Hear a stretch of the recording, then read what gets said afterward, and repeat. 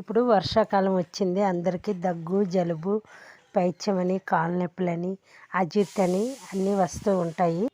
అవన్నీ తగ్గి మనకి ఇమ్యూనిటీ అని పెంచడానికి ఒక మంచి రెసిపీ అని చెప్తాను.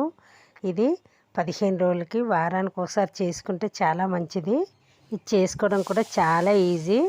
ఎలా చేసుకోవాలో చెప్తాను.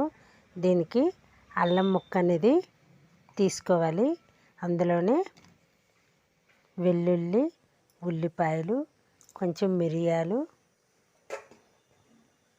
జీలకర్ర, ధనియాలు వేసి అందులోనే నల్ల జీలకర్ర ఉంటుంది కదా, అది కూడా వేసుకోవచ్చు.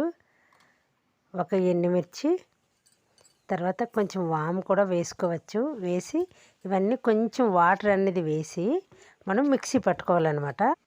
ఇవన్నీ మెత్తగా పేస్ట్ చేసి పక్కన ఉంచుకోవాలి. ఆయిల్ పెట్టుకొని ఆవాలు, కొంచెం మెంతులన్నీ వేసుకోవాలి. ఇవన్నీ హెల్దీ అనమాట. అందులోని పచ్చిమిర్చి,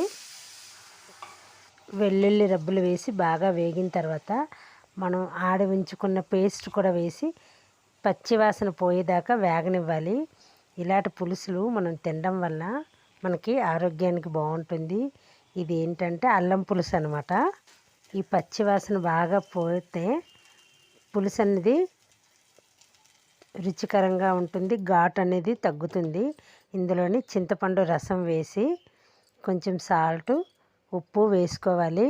కారం అనేది చూసి వేసుకోండి, ఎందుకంటే మిరియాలు ఘాటు, అల్లం ఘాటు, పచ్చిమిర్చి, ఎండుమిర్చి కూడా వేసాం కదా. మీకు కావాలంటే కొంచెం కారం అనేది వేసుకోవచ్చు. అందులోనే చిన్న బెల్లం ముక్క వేసి 2 నిమిషాలు అనేది మరిగితే అల్లం పులుసు అనేది రెడీ అయిపోతుంది.